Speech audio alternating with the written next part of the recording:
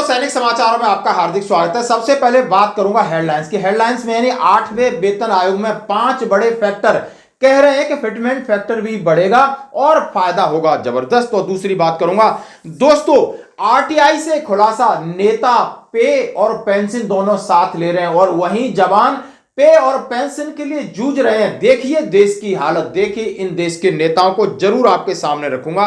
और वहीं पर हमारे जवानों ने विदेश में गाड़ा झंडा और इसको कहते हैं सच्ची देशभक्ति। और बात करूंगा 15 साल बाद मिला फौजी, आखिर वीडियो देख करके आपके आंखों में आएंगे आंसू। और मैं बात करूंगा पाकिस्तान की गीदड़ भभकी से नहीं डरेगी भारतीय सेना, बिल्कुल मजा चखाएगी। दोस्तों आखिर ये कौन शख्स है जो इस तरह गीदड़ भभकी दे रहा है, आइए खबर करते विस्तार से। सबसे पहले आपके सामने एक रिपोर्ट रखना चाहता हूं जिसमें कहा गया है कि 8वां पे कमीशन में 5 मुख्य कारक, 5 मुख्य फैक्टर होंगे, जिसमें सीधा सीधा क्या है, पहला होगा फिटमेंट फैक्टर।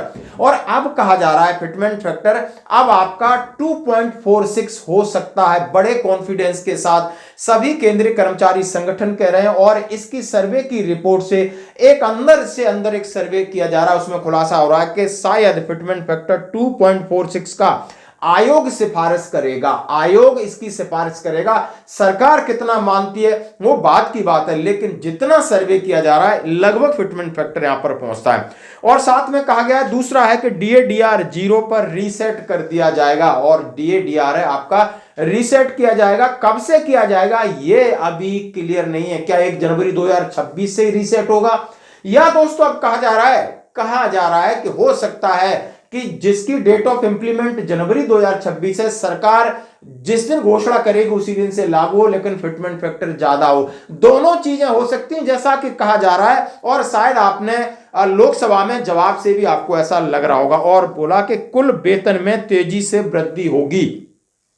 तीसरा पॉइंट, कुल वेतन में तेजी से वृद्धि होगी। अंतरिम राहत पर विराम नहीं लगा, ये सरकार डिले करती है तो अंतिम राहत देगी। जैसा कहा जा रहा है कि जनवरी 2028 से आपको ये लागू होगा। जनवरी 2028 से 2 साल का हिसाब किताब सरकार कहीं ना कहीं गोलमोल करने की तैयारी में, ये बिल्कुल क्लियर ऐसा लग रहा है कि जनवरी 2028 से आपको मिलेगा, जिसमें आपको हो सकता है लेट हुआ तो अंतिम राहत की चॉकलेट दी जाए, उसके बाद थोड़ा फिटमेंट फैक्टर बढ़ाया जाए। यानी जो पैसा जनवरी 2026 से देना है वो जो जनवरी 2028 से देंगे और सारी चीज बढ़ा के देंगे। कैलकुलेशन यानी जो सरकार के ऊपर जो व्यय यानी जो आर्थिक बोझ पड़ेगा वो कहीं ना कहीं बैलेंस भी करेगा और सरकार बड़ी चॉकलेट आपको खिला देगी, क्योंकि 2029 में चुनाव है। तो दोस्तों ये रिपोर्ट इस संभावना से बिल्कुल इनकार नहीं किया जा सकता, क्योंकि जिस तरीके से सवाल जवाब हो रहे हैं तो ये सारी चीजें निकल के आ रही हैं। तो आपने ये 5 फैक्टर देखे। अब मैं बात करूंगा, अभी जहां पर मैं आपके सामने एक वीडियो जारी करना चाहूंगा, ये है हमारे पैरामिलिट्री फोर्सेस है यानी, और वो अपनी पेंशन को बहाली को लेकर परेशान है। 1 पेंशन चाहिए, ओपीएस को लेकर परेशान है, तमाम तरीकों को लेकर के संघर्ष कर रहे हैं। और संघर्ष इनका लाजमी है, जायज है। माननीय सुप्रीम कोर्ट इनके पक्ष में डिसीजन दे चुका है। अभी आपने देखा होगा आसाम राइफल्स के बारे में बोला है कि इन्हें कैंटीन सुविधा के साथ साथ ईसीएचएस सुविधा मिल रही है और इनका आर्मी की तरह पे, पेंशन, मिलिट्री सर्विस पे सब लागू होना चाहिए। और सैनिक बलों की पेंशन बहाल करो,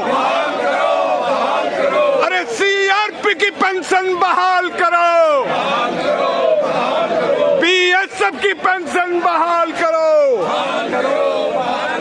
आईटीबीपी की पेंशन बहाल करो। केंद्र सरकार अर्धसैनिक बलों के साथ सौतेला व्यवहार बंद करो, एसएसपी की पेंशन बहाल करो। माता की बेके बेको पेंशन बेको, बेके बेको पेंशन बेको, बेके बेको पेंशन बेको। भारत माता की चलो चलो चलो। अब दोस्तों देख सकते हो ये वीडियो के साथ साथ मैं आपके सामने एक रिपोर्ट रखना चाहता हूं जिसको सुनकर के आपको थोड़ी हैरानी होगी। मैंने सिर्फ सैलरी लिया, आरटीआई में पेंशन के साथ वेतन और खुलासे पर एक उपेंद्र कुशवाहा जी ने दिए सफाई। यानी ये जो नेता हैं ये पेंशन भी ले रहे हैं और पे भी ले रहे हैं और दोस्तों कितनी सब्सिडी मिलती है, कितना पैसा है। यानी देश को आज किस तरीके से खजाने को खाली करने में लगे वो सिर्फ और सिर्फ नेता हैं, और वही नेता हैं वो अपने परिवार को आगे बढ़ा रहे हैं, खुद को आगे बढ़ा रहे हैं। पेंशन चाहिए, सुविधाएं चाहिए, चुनाव के लिए पैसे चाहिए, धांधली चाहिए, पुलिस इनको नीचे चाहिए। और जिसमें एक आरटीआई डाला गया था, उसमें कहा गया है, आरटीआई के बात पर खुलासा हुआ कि बिहार और केंद्र सरकार के कई नेता एक साथ वेतन और पेंशन ले रहे हैं। इसमें राज्यसभा सांसद और रोलोदो के चीफ उपेंद्र कुशवाहा का नाम है। इस मामले में उन्होंने कहा है कि सोशल मीडिया के माध्यम से मैं सफाई देना चाहता हूं।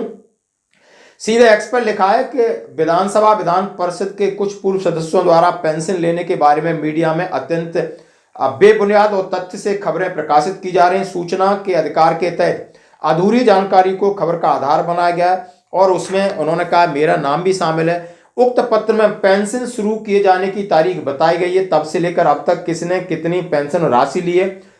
मैं बताना चाहता हूं कि शुरुआत से अब तक जब किसी सदन का सदस्य नहीं रहा हूं, सिर्फ उस काल अवधि में मैंने पेंशन ली है।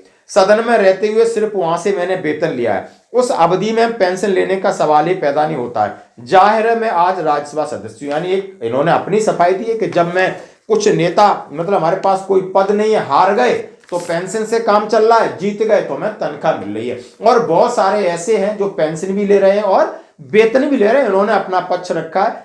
तो ये है नेताओं का। आप देख सकते हो कि किस हद तक। और यहां पर जो बीएसएफ है, सीआरपीएफ है, एसएसबी है, आईटीबीपी है, सीआईएसएफ है और सीआरपी, सारे लोग अपना शहीद हो रहे हैं, जिंदगी जोखिम में डाल रहे हैं। उनके लिए ओपीएस नहीं मिल रही, उनको पेंशन नहीं मिल पा रही है। तो आप देख सकते हो कि सरकार के मालिक ये हैं, सच्चे देशभक्त ये हैं, और इनका ही देशभक्त, इनको ही सारे पुरस्कार दे देना चाहिए। क्योंकि सामने मैं दूसरा फिर वीडियो रखना चाहता हूं। ये इंडियन आर्मी की इंजीनियर टास्क फोर्स है जो जाफना में खराब पुलिया, मुक्कनई ब्रिज को हटाने का काम कर रही है। वहां एडमिनिस्ट्रेशन के साथ जाकर के लोगों को इलाज कर रही है।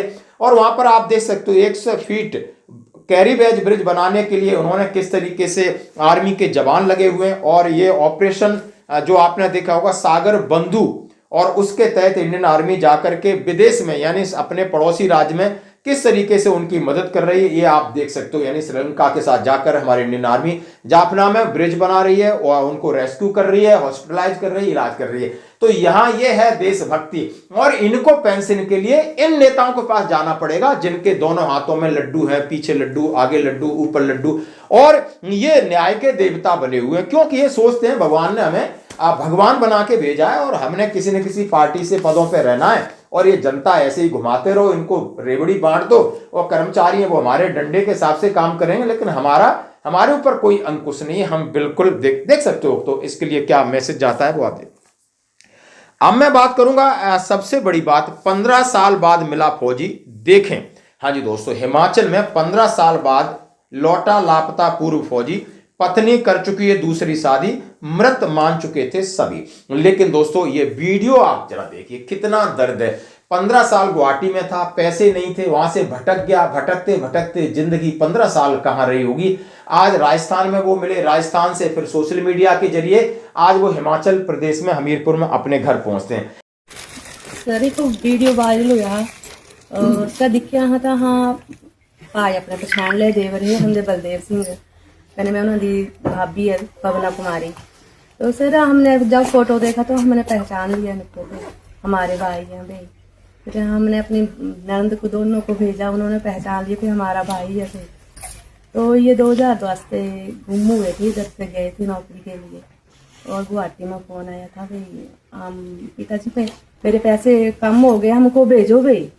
तो पिता ने भेज दिए, तो भाई ने दिया फ़ोन, तो भाई पहुंच गए। उसके बाद नहीं पता चला कि क्या हुआ, कोई पता नहीं चला भाई। तो सारी हुई गलबात पुलिस से भी, तो उन्होंने इंक्वायरी की तो नहीं, कहीं भी पता नहीं चला भाई। लेके आए हम तो राजस्थान से, तो उधर मिले। सिर्फ वीडियो वायरल हुआ तो जब हमने देखा फोटो तो पूरा भाई के साथ ही मिलता था बलदेव सिंह। तो हमने अपने रिश्तेदारों को भेजा, उनकी बहनों को भेजा पहले फोटो सारा, तो उन्होंने पहचान लिए, सारे गांव वाले पहचान रहे थे। तो फिर उसके बाद हमने सोचा कि कहाँ से वीडियो वायरल हो रहा है, तो उनको फोन कर लेते हैं, तो आपका नंबर मिला, गौरव जैन। तो जरा इनकी दास्ता देखिए, शादीशुदा थे, बीवी छोड़ के भाग गई, बहनें तो नहीं छोड़ सकती, माता पिता नहीं छोड़ सकते, लेकिन आज उन्हें खुशी मिली है। इस फौजी हमारे सिपाही बल्लभ सिंह के लिए जरूर एक प्रार्थना करिए भगवान से। हिमाचल के हमीरपुर जिला से हैरतगंज और चौंकाने वाला मामला सामने आया। हमीरपुर जिले में 15 साल से लापता एक फौजी अपने घर सकुशल लौट आया। यह कमाल सोशल मीडिया के चलते हुआ कि सोशल मीडिया पर वायरल एक वीडियो से 15 साल से लापता इस फौजी की घर वापसी हुई।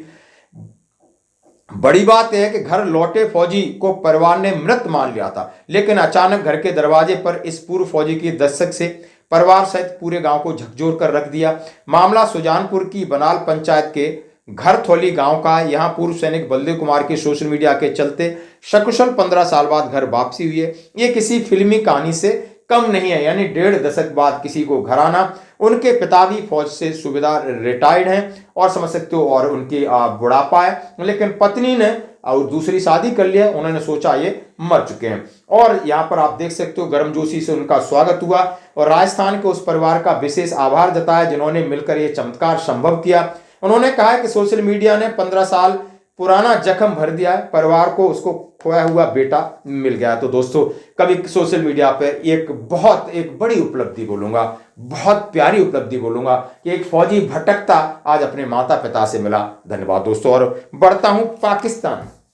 हाँ जी दोस्तों, बहुत आप देखिए इसकी हरकत देखिए। और आसिम मुनीर, हाँ जी दोस्तों, इसको बहुत बड़ा पद मिल गया है। ये chief of defence forces CDF बन गए, जैसे कि हमारे यहाँ CDS होता है। और उसने CDS बनते ही रावलपिंडी के हेडक्वार्टर के कार्यक्रम में उन्हें गार्ड ऑफ ऑनर दिया गया। और जैसे ही उन्होंने गार्ड ऑफ ऑनर दिया गया, उसको बोलने का मौका मिला। सबसे पहले भारत को चेतावनी दी कि भारत किसी गलतफहमी में ना रहे, यानी भारत गलतफहमी में है ही नहीं। तुम कुत्ते की दुम हो, कभी सीधी नहीं हो सकती, तुम धोखेबाज हो, और तुम धर्म नाम धंधा आतंकवाद परोसते हो, तो गलतफहमी भारत को पहले हुई होगी, अब बिल्कुल नहीं हो सकती है।